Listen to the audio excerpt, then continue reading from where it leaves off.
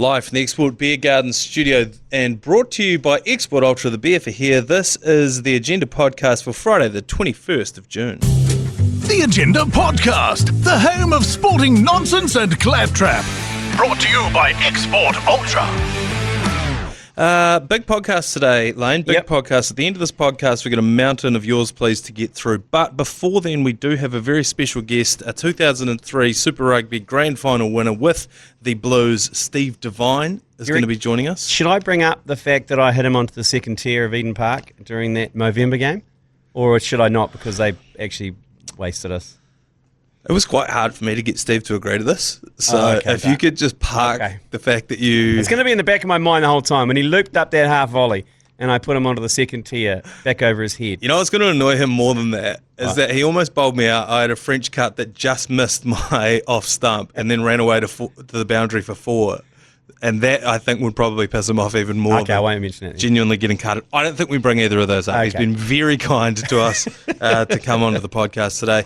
A little later than usual recording this one today because the Hauraki boys are on their Big Ben Bender party. Big Ben Bender reveal. Yeah. I don't exactly know how it works. All I know is that at about 9 o'clock this morning we were hustled onto a bus and taken to a backpackers. Yeah, with Ketamine, the drag queen. And then beer pong, poker, a few beers, and we all of a sudden find ourselves back in the office to do our actual work today. It was whirlwind, wasn't it? Yeah. Being on the poker table, and I was drinking a glass of champagne, and then Joe Jury brings me a massive pint of hazy, and it was like 9:15.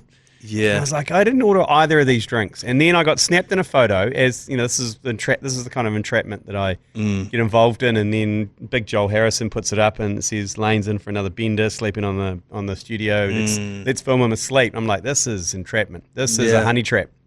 It is. Now, this will be the most degenerate thing you'll hear me say today. And I say a lot of degenerate things. Yeah. If you're drinking in the morning, high percentage. I think you have to go high percentage. You don't want to be slogging your way through like a 4%. Nah. I think you go high impact. I don't mind an espresso martini if I'm There was a lot of those going down. Yeah, obviously, responsibly. Don't do it if you're going to drive a forklift later. But if you're at a beach club in Bali, if you're on a bender with the Radio Hauraki boys. Did I see someone drinking a gin and tonic? Was that? Joel Harrison. Was he on a gin and tonic? You saw the notorious pants man Joel Harrison on a gin and tonic. He then turned around. There was a poker table there. Yeah. Definitely the earliest I've played poker. Obviously 3 a.m. that's still night time, so this is a 9 a.m. He sharked everyone. He sat next to Keezy and was just like, how does this game work? Keezy bought it hook, line and sinker. So classic. If you got 2 and then that's a pair, then you've got 3 of a kind, straight, and Joel's like, oh, okay, so what happens if I put like 100? And he's like, no, don't do that. All of a sudden, cut to 10 minutes later, Joel's cleaned us all out. he sharked us. Intern Dilly from Hauraki took his watch off, threw that on the table.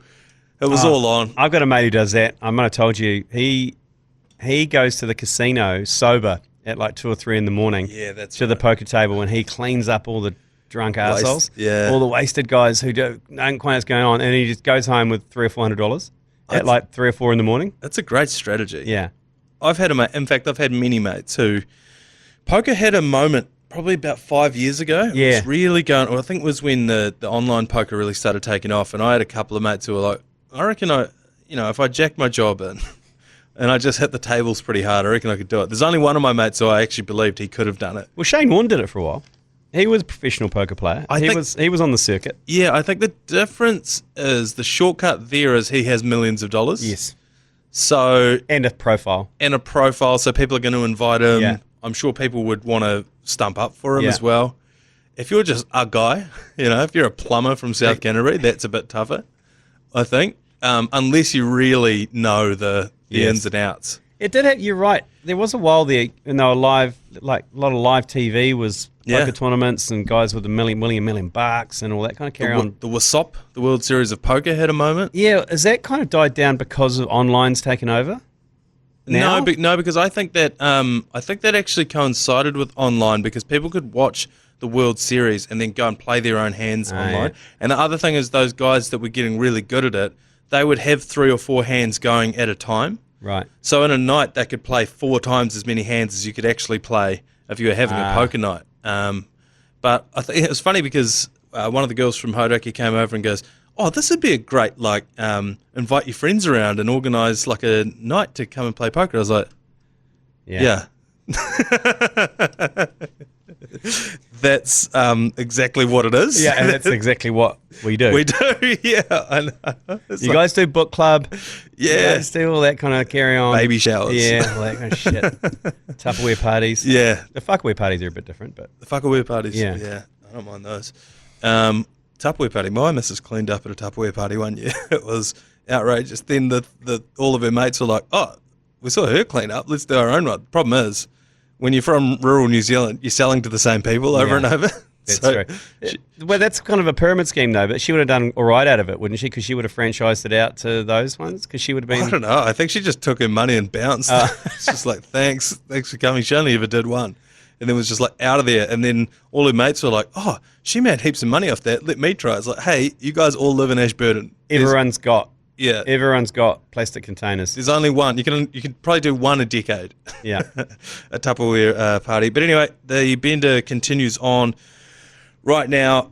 We're going to try, I'm going to try and go and meet up with them later on. Why's that?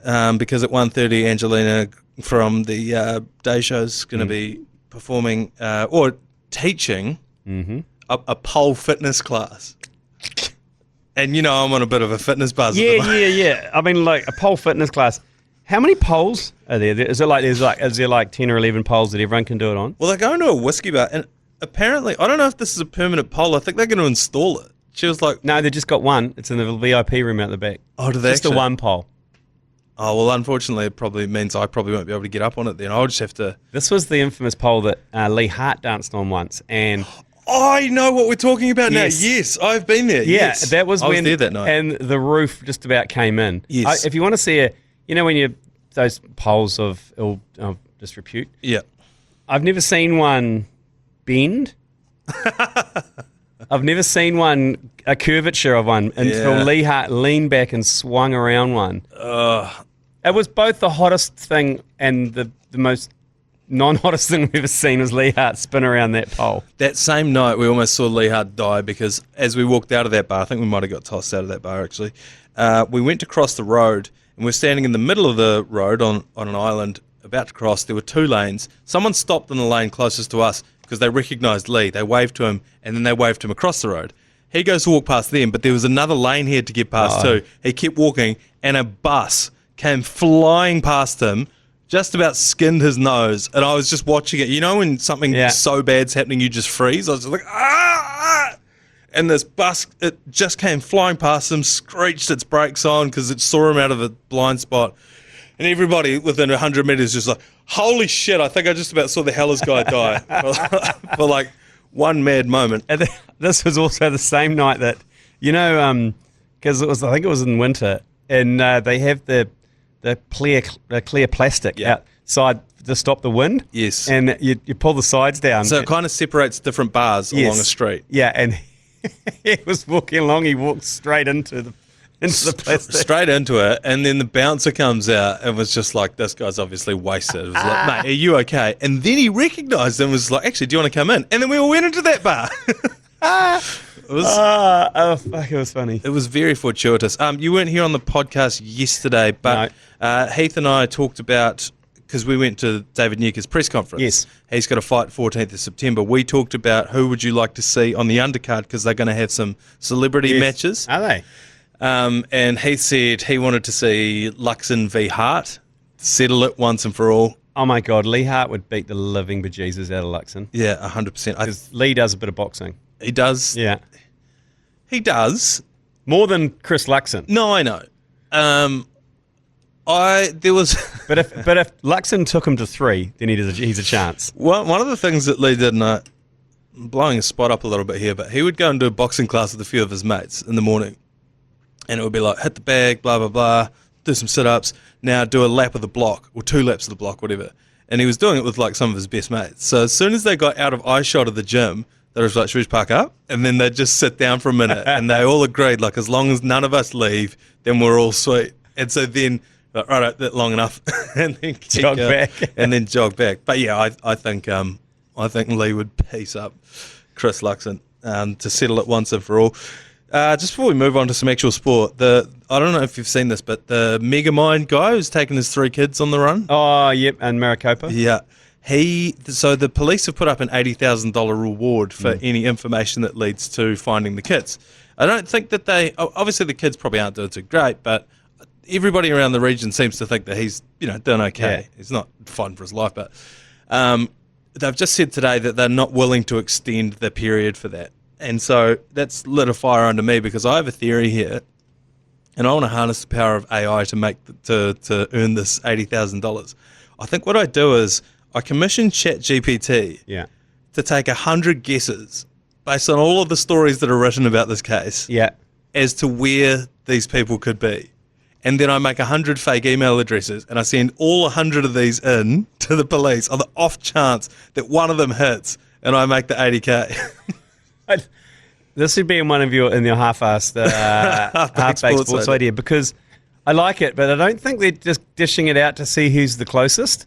You know what I mean? Like, it's not a game of battleships where, like... I think with the power of AI, it could be. They're like, oh, we found him in here. Who was closest? Who was closest?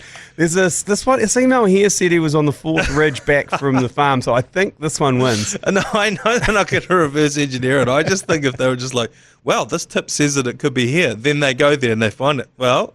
How many tips are they getting that are just complete and utter bullshit as well? The people sifting through the bullshit, there must be some amusing ones. Well, they better buckle themselves in because I'm about to fire 100 of them in there.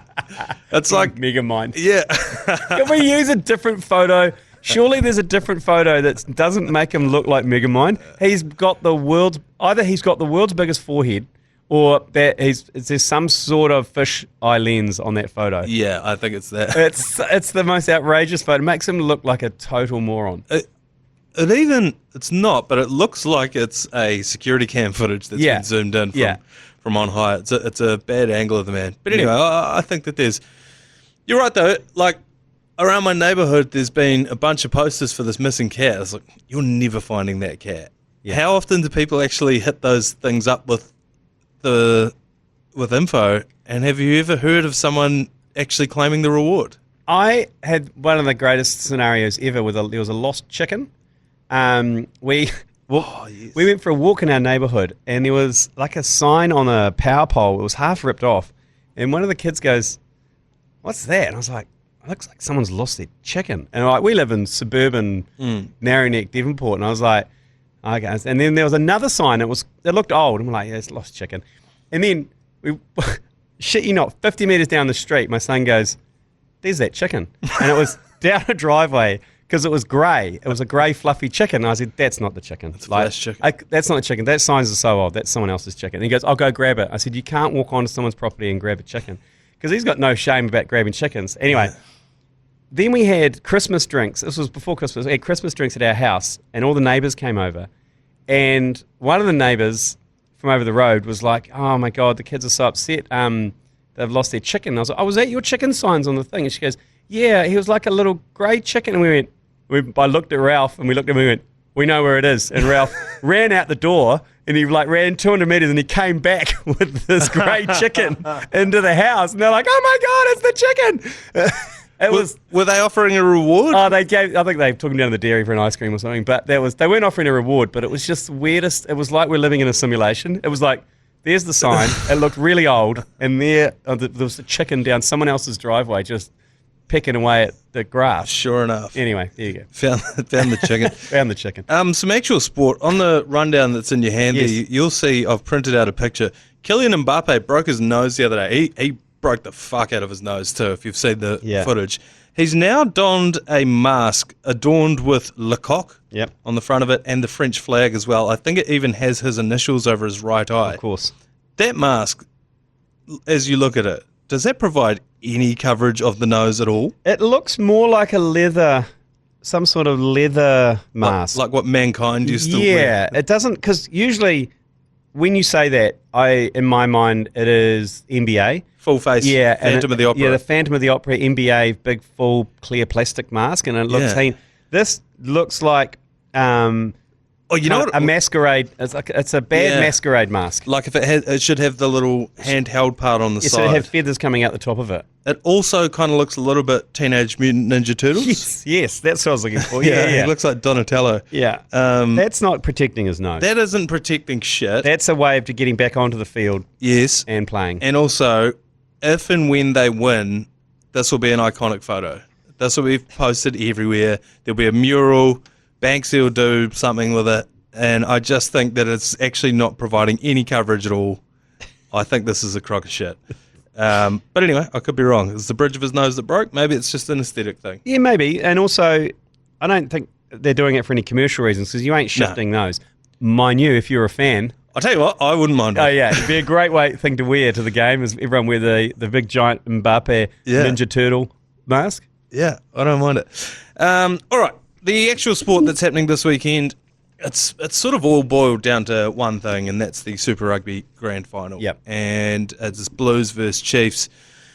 As we mentioned this week, 20,000 fans pouring up the State Highway 1, Mad Max Fury Road style from Hamilton.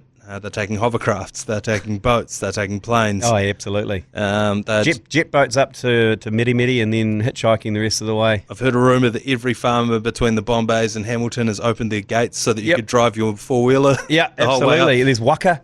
There's Waka coming from Ngurawahia. Yep, paddling up the Waikato as far as they can come. So it is the biggest thing in sport that's happening. And I actually think that this Super Rugby season's been quite good as well. So the combination of all of that happens tomorrow night. We're going to be covering it, but you don't come to us for honest analysis of, you come to us for claptrap and nonsense. Yes, we need sports adjacent content. We're sports adjacent. We need someone who was there, who was in the fight, in the fray the last time that the Blues won this, and we've got just that man. Steve Devine joins us right after this ad break. All right, well, it is our great pleasure to welcome into the Agenda podcast the halfback for the last legitimate Blues title back in 2003, live from Australia, Steve Devine. Good morning, Steve. How are you getting on, mate? I'm very well, thank you, gentlemen. How are you guys? Yeah, we're very well, thanks, mate. We're getting pretty excited, aren't we, Lane, for this for the Super Rugby Final? Yeah, I'm pretty pumped actually, because I've heard rumours there's 20,000 Chiefs fans in an armada of mana buses coming over the Bombay Hills. Yeah, this Saturday. I've heard there's been explosives put along the Bombay Hills, and there may be a slip, a washout. I also heard rumours there's going to be a blockade at Rainbow's End across the motorway that Aucklanders are going to just park their buses in the way, but I don't think there's anything stopping the mana bus. As long as they don't bring those bloody bells, then I'm good with it, actually. The thing is, I agree with you, Steve, because the bells are for Mulu, and that is the NPC team. That is Waikato NPC. It's not Chiefs. So I agree with you. I don't mind the bells for NPC, but I've got no affinity to the bells for the Chiefs for some reason. And I'm a Mulu's diehard as well. I grew up in Hamilton in the Tron. A little bit of vomit just came out then. You swallow that down. And you enjoy it. You be careful. You be careful what you say, because you could stir up your chlamydia at any stage.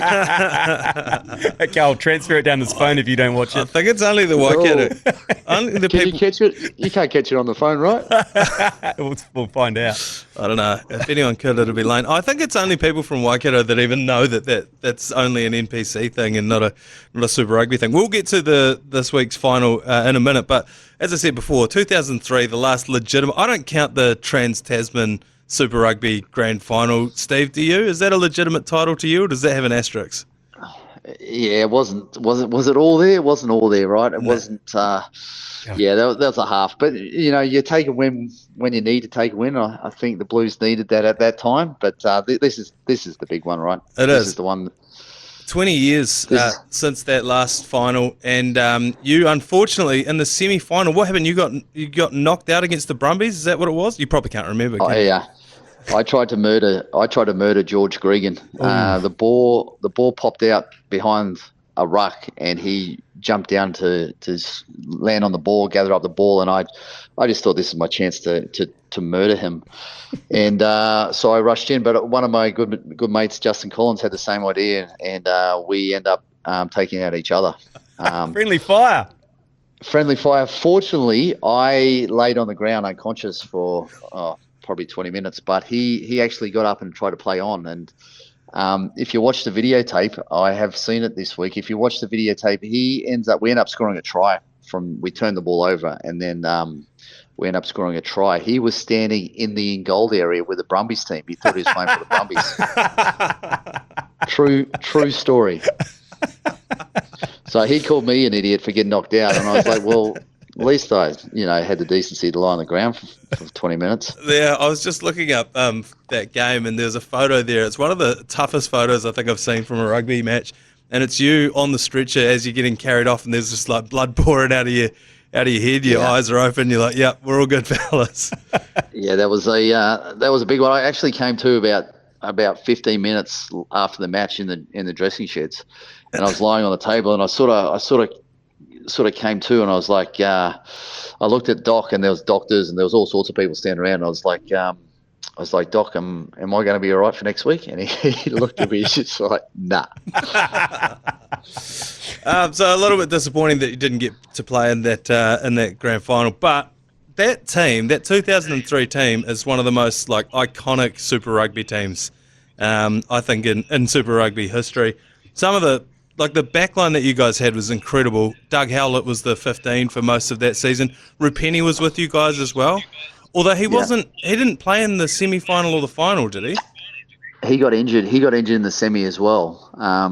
Rupenny has an amazing ability to, when he gets injured, he gets really injured. I think he broke his arm or his leg or something in that semi-final. And then he was just... so we missed him for the final. It was an incredible year. We actually, I think last year we had our 20-year reunion for that year. We got all the old boys together. It was a good weekend. But it was, remarkable team. Tui Tupo, Millsy, Rokothogo. Xavier Rush, Joe Rocks, Rico Gear. We were Lee Stesnes was there, a bit of the old. Mate, we were stacked. Yeah, it was a great team. Carlos as well. Can't gloss over that. It was like an all-star team, that team, and I think that in the last few years, the Blues have sort of started to become that again, a little bit of an all-star team, at least in the back line. Do you see any similarities between that team then and this team now? There's some players there that are, making their name. I look at Rico. He's just, a super athlete. There's certainly guys there that are starting to, get on top of what they do. A few All Blacks starting to make their way back into the team. I think the standout for me this year with the Blues has really been the forwards. I think for a long time, the Blues, it's always been a question mark about how hard the forwards are. And I just think this year, I think the forwards have probably outperformed the backs, to be fair. They're just, they're pretty disciplined with what they do. They get down into the 22, and then it's just the forwards use brute power a lot of the time to get themselves over the line. And, I know it's a different scenario this weekend, but, 3 weeks ago when they played the Chiefs at Eden Park, it was just all about brute power, and it really showed, and they got on top of the Chiefs and won comfortably. So that's all part of the plan, though, Steve. Obviously, from the Chiefs is basically throw the. You're not going to beat the Chiefs. You're not going to beat smoke and mirrors plan, right? You're not going to beat the Chiefs 3 times. You're not going to beat them 3 times in a Super Rugby comp. Come on. Well, except in 2003, yeah, probably not. I think actually, I tell you what, in 2003 we were getting smoked by the Chiefs after about 14 minutes, and Troy Flavel stomped on someone's head and got sent off. Doesn't sound like him. We played the rest of the game with 14 and still won comfortably, I believe. Okay. So again, that leads into your predictions. How do you think it's going to play out on Saturday? I mean, is it going to? A lot of people saying it's going to be a bit of a turgid affair, close, tight, low scoring. What's your thoughts? Mate, I think it'll be tight. I think it'll go 2 ways. It'll go if the Blues allow the Chiefs to play the game they want to play with that back line. I think the Blues will be in some trouble. If the Blues can keep it tight, keep it close, keep it in a forward game, I think they'll get on top of the Chiefs with just forward dominance. Yeah, the Chiefs backline, when they're on, right? They're unstoppable when they go. So you give them freedom and you give them space, and they're going to hurt you. So the Blues just need to shut that down. I just think the Chiefs have had a pretty good bounce of the ball over the last 2 weeks. They got pumped by the Blues, and then they just smoked the Reds, and obviously played very well last weekend. Sometimes you don't get the bounce of the ball sort of 3-4 weeks in a row. You might get it a couple. Yeah, I just think maybe they've done a little bit too much. But in saying that, I'm also a big believer you got to lose a final to win a final, and the Chiefs did that last year, and the Blues haven't. So it's gonna be tight. I don't think it's going to be a 13+ a weekend. I think it's going to be a 12 and under weekend, and it could go either way. If the Blues can keep it set piece orientated, I think they're going to have a little bit of an advantage. But that Chiefs team, if they click, you're in for a very tough night. Yeah, I've sort of got a bit of a theory that the Blues have always got a bit of a bed shit in them. Do you think that if the Chiefs get out to an early lead, that they could potentially capitulate there, the Blues? Well, we haven't seen that in recent years, have we? I don't know where you brought that up. He's a Warriors fan. He's a Warriors fan as well. Yeah, so that's these two teams. It's really for a long time. It's not even really been about rugby. It's about who can beat the other team up the most. Generally wins. So it's going to be so physical. They're just going to try and absolutely beat the bejeebers out of each other, and often the team who does that the best wins this match, and that's how it's sort of been over the last 20 years. So if you're a punting man, you'd sort of go like the 1-7 sort of option. That's what I'm hearing. yeah, mate. It's going to be. I'd definitely bet on there being a lot of blood. I think that's going to happen. It'll get niggly. It'll get real niggly because that's what they always are. And my concern is the Chiefs came down 3 weeks ago and they didn't really present themselves physically, and they got a little bit beaten up front, particularly, and that would be a big motivator this weekend to the Chiefs team. If their forwards can hold out the Blues, then with that back line, I think they could be in some trouble. All right. Well, that's as good as I'm going to give you in terms of a Chiefs. Thanks, mate. Anything for the Appreciate Chiefs, it. Right? Appreciate it. No, really appreciate it. We won't hold you any longer. Thank you very much for joining us from across the ditch, Steve. You're someone who knows what it takes to win the Super Rugby title, a legitimate Super Rugby title for the Blues. So I'm looking forward to watching it. Enjoy that Super Rugby final across the ditch, there, mate. Will do, buddy. And get up the Blues, eh? Go, boys. Yours, please. Brought to you by Leader, home of the lasagna topper. Real honour and a privilege having Steve Devine on the show, but we need to get to your feedback. Let's do it right now. Rip into the first caller here. Call it yours, please. Yeah, g'day, gentlemen. Hey, I know you're a lot of classy bunch of buggers, and your followers are cut from the same jib. So this ultra pre-game down at Dunners needs to be at a classy venue. I hear there's a castle down there. So how about you go give that a hoon, get a few buses flowing, and then you can kind of tailgate on the way there. You got 25 to 30 minutes of absolutely ripping and tearing on a bus before you get to the game. All right, hooroo. All right. Oh yeah, Larnac Castle and pricking he's talking about there. Mm-hmm. I'm not sure how open Larnac Castle would be to us having an ultra pre-game there. It's quite a big, heavy tourist destination in Dunedin, isn't it? I've never been there, despite living in Dunedin for years. It was prohibitively expensive, I think, for a reason. Yes. To stop people like me from going there.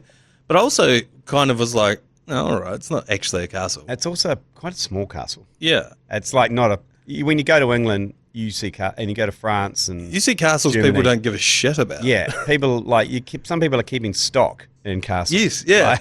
That's castles and shit. That one's just a stone thing that's at the top of a hill. Yeah, well, and even then it was like, it's a big house. I guess it was the first castle in New Zealand. I know, but I don't know. What about? I just don't understand why they would pour that much money into building that thing. Like, if you wanted some sort of tourist attraction, rebuild one of the Pa. That is a genuine New Zealand tourist attraction that people want to see. Well, Larnac, it would have been built by some church, wouldn't it? I know, but church money. If you're some UK tourist down in New Zealand for your OE, yeah. they're like, we've got a castle, you're like, I'm all right. They turn up and go, oh yeah. Is this the Thanks for is coming. this the servants? I think area? the other problem. I think the other problem that we have. Yeah, where's the actual castle? Is this the gatehouse? The other problem we have is I don't know if Jeremy Wells is allowed back there. No. And if we've got him with us, he might be banned. Yeah, after that Miss New Zealand fracas. With the old Havo. Yeah, banging away in the stables. Ringing out across the ground. So look, that could be a problem. But I think as of right now, everything's still up in the air. Is that right? We haven't picked? I think we're going to finalise it either today or tomorrow where we're going to go. I like the idea though. Yes, I do. Like just thinking. Yeah. Another caller here. Yours, please. Yeah, g'day fellas. Just on the Luxon versus Hart undercard on the David Nika fight. Just wondering, why don't we do a battle royale of all of New Zealand's TV hosts, and then we do another battle royale of all New Zealand's radio hosts, and then we see who has the best show, instead of putting yourselves in disrepute at the awards. Just seems like an easier way. Cheers. It does. Like a Royal Rumble? It'll be a lot more enjoyable to watch than the radio awards are. Oh, yeah. A lot of egos in that room, as you can imagine. I've always said for the longest time that instead of the radio awards, we should have a night where everyone gets together and their mums come in and tell them that they love them. And then we don't have to do the whole award thing. Stop looking for external validation. Anyway, I digress. A Royal Rumble in the TV world would be absolutely hectic. I don't know who I think would win that. I guess if you're counting some of the former athletes, is Wairangi Korpu a TV personality? Yeah, see, you'd have to say he is, though. You would have to say he is. Well, I think you'd say it's Monty Beetham. Is Paul Gallen. But he's not a New Zealander. Yeah, Monty Beetham. Sonny Bill, yeah. See that? I mean, look, there has. Yeah, I don't know. There's a different level because former athletes, and then you've got Hillary Barry. Yeah, or Andrew Saville. You know, like you got people like that who are just going to get Melissa snapped. Chan Green. Correct. People that are just going to get strafed immediately. So, because how the Royal Rumble works is it's usually like two dudes start, and then every few minutes another guy's introduced. So, I don't know how that works when you've got genuine TV presenters. Simon Dello's in there and Mike McRoberts, and they're going at it, and then all of a sudden, oh no! Here comes Wairangi Korpu. They'd all run for the hills, and then he'd just be there on his own until Monty Beetham got there. And then it's an actual boxing match. Yeah. You could throw Neil Walker in there. Neil Walker he used to throw hands. Yeah, I think it'd be quite a tough watch. And then if you go across to the radio one, I threw out Hoyt versus Hosking. This is something I've wanted to see for years. My God, that'd be so good. That'd be so good because they're both so dangerously skinny and small. They'll both be wearing jeans. And they've both got quite big heads. Yep. They'll both be wearing distressed jeans. Yes. And like maybe Chucks or something or some sort of... Hoyt would have Chucks and then there'd be some sort of Louis Vuitton loafer. Yeah, Louis Vuitton. Yeah. He'll box in a loafer. I know, and Heath's point yesterday about, I brought this up with him and he was like, oh, but there's just so much humiliating footage of Jason Hoyt in athletic endeavours, and I was like, only because he's been filmed doing it. I think if you filmed Hosking doing the same stuff, it would look just as bad, you know? So I don't know. I still think that one's even. I don't think the TAB could split them. It'll be interesting to see. But I think in the Radio Royal Rumble, it'll be pretty tough going. What about Heath and Bryce from The Rock? Oh, well, Bryce did it recently. Yeah. Did he fight Tammy Davis? Is that who he fought? Oh, no, wasn't that... Did Tammy Davis fight Jay Reeve? Maybe. Because Jay Reeve's quite a big unit. He is a big unit. Giant. We're talking about giant Swedes. He's got one of the greatest.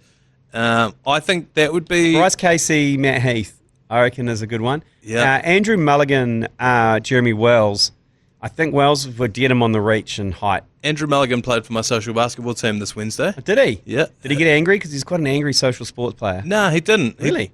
He hit a glorious little baby sky hook. Oh. That I think they've posted on their thing. Don't go and look at it, look at ours instead. But he did hit that. I feel like you could probably throw Rog in with Hosking and Hoyt. Oh, yeah, that's true.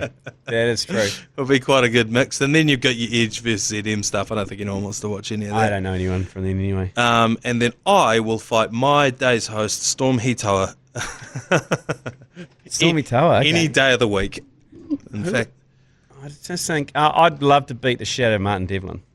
I think you could. I did last time they did the Fight for Life Wairangi Kopi fought on the undercard. At that point, I was working in the mainstream sports media, and I text Wairangi and said, "I'll scrap Beaver on the undercard." And he just laughed, and I was like, "I'm serious." Actually, Devlin's probably got way too much reach because he's quite tall, isn't he? Well, he did punch a kid in the office one day. Oh yeah, so he's got form. He's got form, although from what I hear, it didn't. I don't know if it landed. Oh no, I don't. I think it was just a wild swing. I'd have to go. Yeah. I'd have to go down low into dark arts and just work on his kidneys. Anyway, we've gone too long on this one, but it is a fascinating topic. If this triggers anything for you, let us know on the voicemail app. Another caller here. Yours, please. Yeah, good day, lads. It's the reverse curse. I'm back again. Just commenting on the charity boxing fight. I think we all saw and remember the old wee scuffle after a few beers at 3am in Wellington between Akira Ioane and Justin Marshall. Geez, I'd love to see that. We already know the result, but hopefully Akira could smack a bit of the shit commentary out of him. So, yeah. Cheers, lads. Up the mudder bus. Fuck the Blues. Yeah. Those in glass houses, you know. Far from us to be throwing stones about shit commentary. We are the purveyors of shit commentary. We own shit commentary, mate. Okay. Look, yeah, that was great. That footage, remember, because it was like they were. I think it was Caleb Clark was holding him back outside. Yeah. Like that classic. Don't waste, don't worth it, mate. And then you could see the little frosted tips of you've never won anything. You've never won a World Cup. Yeah. Or is it Ioane that said that to Marshall? I don't know. No. I'm pretty sure that's what Marshall was saying to Ioane. It would have been funny to watch that one come to fruition. It's just jogged my memory. Stephen McIver, of course, in the TV thing. He's fought in the Fight for Life, I think, 3 times. And he's been hospitalised 3 times? He got stretchered twice. I think you could put him in the same camp as Hoyt Hosking and Rog. You could do a tag team. Like I don't know. I despite the fact he's been stretchered twice, I do think McIver, he was the voice of boxing. He follows boxing. I think that gives him a leg up at least. Nah. I don't know. Hoyt and Hosking. I don't know. And Roger Farrelly. I don't know. I don't know either. I kind of do think you lock those 4 in a room. I think McIver walks out. You reckon? Yeah. I think he might. Anyway, we need to set one of these up. Another caller here. Yours, please. Yellow. Celebrity charity boxing match. G Lane versus AFB. Winner gets to take the dog overseas. Yeah. Hey, I'm not getting dragged into this beef, okay? I love that you, for the longest time, tried to say that it was me that was having the beef with him. There's a lot on the line. But that's a suicide mission. If I'm getting in the ring with AFB, I mean, I'm not sure how to approach that. Say if I did, I would hope for a soldier's death. Go out on your shield. No, just come and walk into just the cleanest right hook. Oh, right. And then just go down. Like I don't want to be pummeled into submission after 2 or 3 rounds and come out with a face like a welder's bench. I just want a clean chinning. An honourable death. Yeah. Would you last longer with Adam Whenua-Blake or Sydney Sweeney? Don't answer that. Another caller here. Yours, please. G'day, fellas. Hey, G Lane, just in regards to your little convo about baseball the other day. Yeah, a bit like you, got into it the last sort of 2 to 3 years, and once you actually get your head around the little idiosyncrasies, if you will, and the little rules and all that sort of jazz, it's actually a bloody good watch. So if you do take an ACC trip to the States to watch, book me in. I'll be there. Sweet. Thanks, fellas. Yeah, it is. I quite like baseball in the fact that you're always in the game. Like you can be four down in the last stretch, and you can have a loaded bases, hit a home run, and be back in the game. There's a bit of a fizzle out in cricket, isn't there? Yeah, there is a bit. You know this, you're going to lose. Whereas the baseball, you're always in with the sniff. You could win it in the last innings. Yeah. So I quite like that. I don't think I've got room for it in my life. That's what I've always said. You've got room for cricket or baseball, not both. I think Matt Heath might be the only one. No, I think he's even waning on that. I don't know. He's wavering because he's also got the Warriors he's gone into as well. Something's got to give. Last one here. Caller, yours, please. Yeah, g'day lads. Just wondering, what's with all this fuck South Canterbury business? Why not just fuck Waimeri? Then we'd all be happy. Anyway, cheers lads. That's a good point.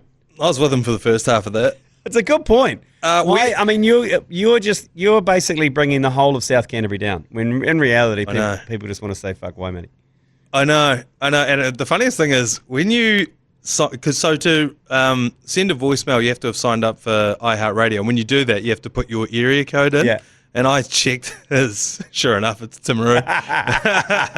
Because within South Canterbury, everybody hates Waimeri. And he's just like, why the fuck are we getting loved? We're just a hotbed of just kind of mid-south provincial rivalry. Canterbury. It's not anywhere else. Yeah. No one's saying fuck North Otago. The funniest part about this whole thing is like, if you're from a small town around the country, you're bitter sworn rivals with the next town over. I fucking hate Oamaru. Oh, it's like Rananga in the West Coast. They're like, against Greymouth. Yeah, and they've got there's a village down the road, 500 metres down the road. Yeah. They're sworn enemies. That's what Waimeri's like. Yeah. Everyone hates Waimeri. They say that the water is not safe to drink. Everyone's got 6 fingers. They shut the gates when the sun goes down, blah, blah, blah, blah, blah. But the weirdest part is that despite the fact that you hate the people 500 metres down the road from you, nobody is more similar to you than them. Yeah. And like if you're anywhere overseas, you bump into someone from Timaru and you're from Waimeri, you're like, oh, hey. Yeah, it's like going overseas with Aussies. I hate Aussies, but when you're overseas, you'll bump into a couple and they're good sorts. Yeah, they are. Until they get together. Yeah. Until they get together in a group and then they suck. So we've been making a few videos out of these Yours Pleases lately, and so a few of my mates have seen them that don't listen to the podcast, and one of them, because they all sign off with fuck South Canterbury, they're like, Jesus, what was the story about South Canterbury? I was like, mate, listen to the podcast. It's so much worse than you think it is. We should make some T-shirts. Fuck South Canterbury T-shirts. Yeah, I reckon we'd sell quite a few. I don't want to make those. I will. I love South Canterbury. You know what we should do? We should make one for every team in the Heartland Championship ahead of this year and sell them when South Canterbury comes to your neck of the wood and fucks your team up. I'll sell you a T-shirt. I'll profit off of it. Hey, that's like me shorting the market with the Black Caps. Yeah, it is. It is. Okay. All right. I'm in. I'm going to do that. All right. We're going to knock this thing on the head because Angie's pole fitness class starts in just a few minutes. Fitness class. And, you know, I'm on a big fitness kick at the moment, despite having pounded 3 hazies already this morning. We've got a sportsbook coming up too. Oh, yes, Sportsbook on the same feed with Carl Tiley from the TAB. So there'll be all the ins and outs of a massive weekend of sport, including the Warriors, myself and Keezy commentating that one at 5 p.m. Basically, park up on your couch, chuck Sky Sport 9 on from about 4:30. Yep. We're going to be doing the Warriors. That's going to roll straight into the Super Rugby Grand Final. The Mana Bus is coming. Lane and McConey on the call for that one. Enjoy your weekend of sport. We will see you on Monday for another episode of the Agenda Podcast. You've been listening to the ACC's Agenda Podcast, brought to you by Export Ultra. For more episodes, like and follow on iHeartRadio or wherever you get your podcasts.